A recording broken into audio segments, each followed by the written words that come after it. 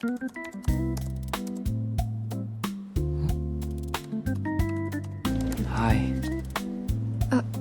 Hi. Do you have any plans for dinner?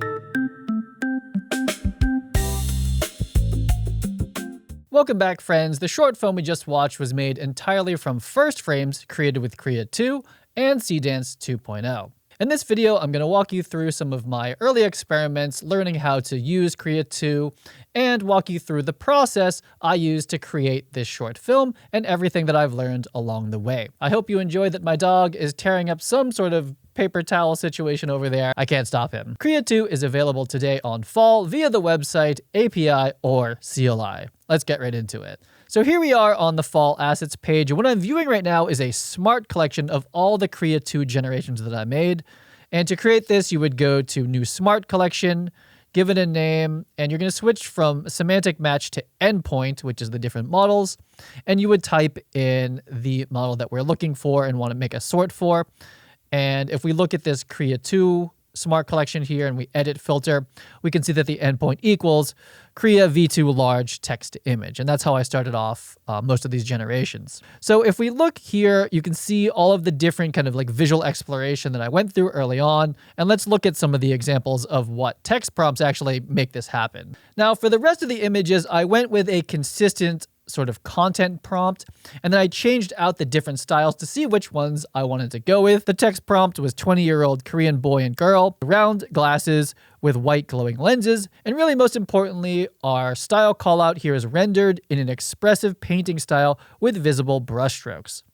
So without getting into too much like art theory here, what we want in the foreground is high contrast, so our brightest brights ideally, and our darkest dark, so that's going to make contrast.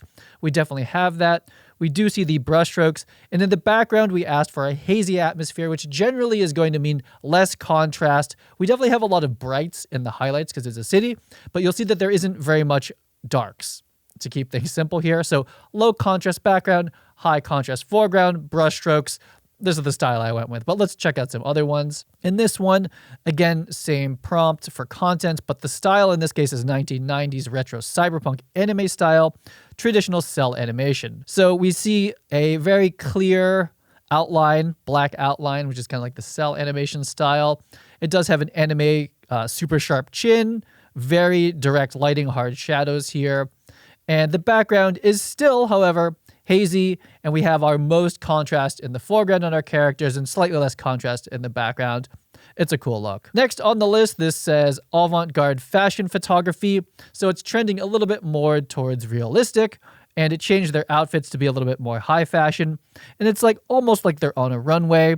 I didn't want to go with this look, but I do like it overall. I like the glasses. Next, we prompted for vintage nature illustration, which I wouldn't say I exactly got that, but I do think that it came with a pretty cool 2D illustration style. We could probably let this rip again and maybe change the background or something like that. But again, we're just looking at the capabilities of Krea 2 to interpret all of these different visual style renderings. Next, this one's pretty awesome. It's kind of painterly as well. I think I could have gone with this actually, but explosive digital painting is defined by violent sweeping brushstrokes and high contrast impasto textures. Is impasto a painting technique where you have like that little trowel? I feel like it's kind of like linear brushstrokes. I think that's kind of what's going on in the background.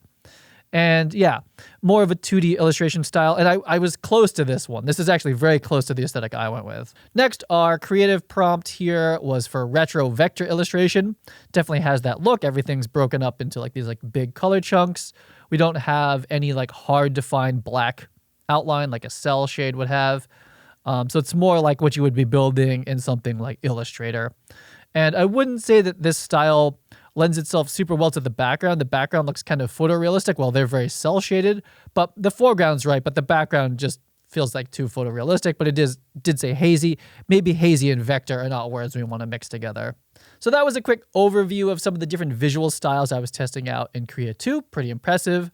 And now I'll show you the short film that I started to put together. So now let's actually look at the process I followed to create the first frames of all of the shots for this short film. So what we're looking at here again in Fall Assets is a manual collection that you just create right here, just a new collection. You give it a name and then you're going to manually add each image here. So I made a lot of images and I added them all into this sort of collection/gallery. Here are all of the start frames that I made to tell this story, but I want to talk a little bit about the specific process of actually generating them with Krea 2. So we're on the Krea V2 large text-to-image page here, and we'll see that we have our standard text prompt, which I can expand a little bit. So we're just talking about who's in it, how old are they, what's their race, what are they wearing, and what is the main action happening. Pretty straightforward. And then I'm going to continue to reference this style over and over again. And we're saying rendered in an expressive painting style with visual brushstrokes. So this is our kind of rendering style for this entire project. So we have the standard things here. We have aspect ratio. I went for 2:3:5, which is unique. Usually it's 21:9. 2:3:5 is like a more film aspect ratio. So cool to see that. Next, we have creativity. I played around with this. So default is medium, and I think medium is really good, TLDR. What I would say is that the higher you go, the more it will try to like actually add some style to this in a creative way. Just try it out a couple times. I found that if I go to high, basically the painting becomes too abstract for me, right? So this is sort of a stylized look. And as we go too stylized, the people stop looking like people. And if you did raw, I thought it looked a little bit more boring. We'll see that here I've referenced in our style frame, which if you've never done this before, you can do search assets now with Fall Assets. And I actually had something called, a collection called Selects. And these were the kind of different visual styles I was going to test out, and I tested out. Or I ended up going with this brushstroke one here, so referenced it in. And this brings us to strength, which is pretty interesting. So if you do 0, I think it's just going to make it up from scratch. But if you go to, I think 2 all the way, it's going to very, very, very strictly, almost too strict in most cases, follow the visual style for the output image. And what I found is when the style, or when this strength was set with just one image, you could have multiple images, but when it was set from like 1 to 2, it would make it 2 literally look like the original reference image, like the background would be the same. So for almost every single generation I did for this film, I kept the strength, the style reference strength at 0.5, and we kept the creativity at medium. And from there, we basically were just switching out these different text prompts while trying to keep this style here. And let's just go through a couple of the images that I thought were particularly strong. This shot of the couple with the baby is one of my favorite. And again, referencing in our original style with our prompt that is also asking for brushstroke and painterly. And then we're just asking wide shot, which it doesn't do wide shots great. Basically everything's a medium, but wide shot, 30-year-old Korean boy and girl with round black glasses in a baby bedroom holding a newborn baby. They're both looking at the baby lovingly. It was important for this film to basically be aging up the actors every single time I did this. And it generally does that with sort of their haircut, obviously like their faces a little bit, and what they're wearing. I will say that it doesn't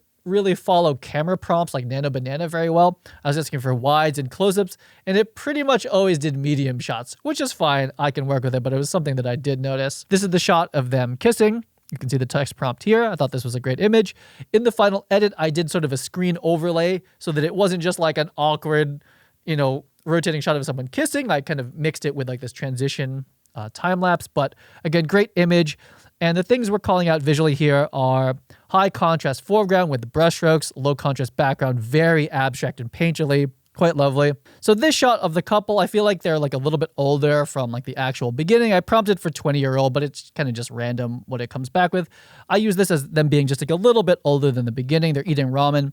And the interesting thing about this for me is their glasses, which was sort of like the point of the film. I never discussed that, but the film is kind of like just obsessed with glasses on the characters. So by the end, they just all have glasses. That was the point of the film. The point that I wanted to point out here visually is that they're wearing round glasses. I'm prompting for round glasses. And then in the reference, they have these really strong reflections in them, which was kind of like the visual inspiration for this whole film. And so it's going to add these really bright reflections of like the soup and monitors in their glasses, but still be able to see through their eyes. So it's just kind of an interesting take as we mix things together.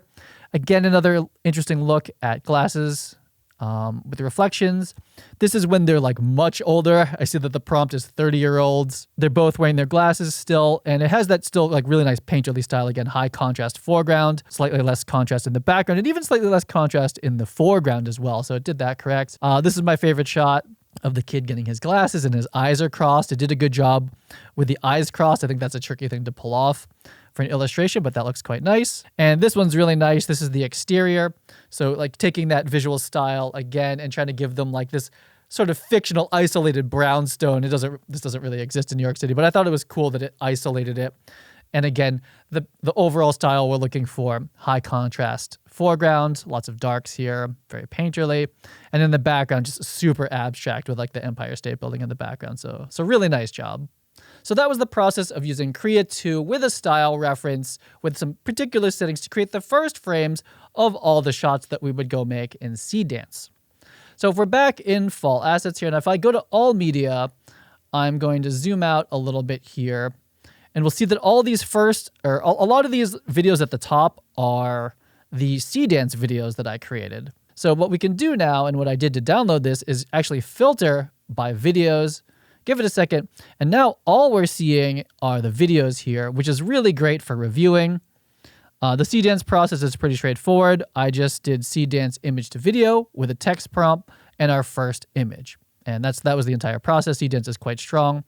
But what I wanted to show here is that in the Fall Assets, we're actually able to select multiple videos at once, and then you can download them together. So when I'm working on my double monitors at my actual office studio for editing, I was able to select all the videos at once and download them into one zip file. Really convenient. So first impressions is that the better you are at understanding different visual styles and putting that into text, obviously, the better. I wouldn't say it's my personal strong suit. I'm much more of a photorealistic, kind of like real-life cinematography filmmaker. At this point, that's my background. That's what I default to. But I was happy to kind of stretch out of my comfort zone a little bit to get into more illustrative style. So if you're familiar with art history and traditional image making, and you know all these keywords, and you come from that background, you know when to apply them, that Krea 2 is like a perfect model for you to be able to make these like super stylized, specific callouts on design elements. I would say this model is especially good if you're really focused on that and you want a ton of control. So for me, it's not, again, my strong suit, but what I could see here is trying to mix together different visual elements. I would maybe prompt for anime, like traditional anime, but then reference in some sort of traditional like type of imagery that you think is cool, that would be a good mix, and then go back and change the weight sliders up and down and try to make together some sort of hybrid mix of like anime and some sort of painting style, and you might end up with something that's really cool. I think that is the fun part of Krea 2, is to, again, bring lots of references together, mix them together, and try to come up with something new that's never existed before. That wraps up for this video. Let me know if you have any questions about Krea 2 on Fall, and I will see you on the next video.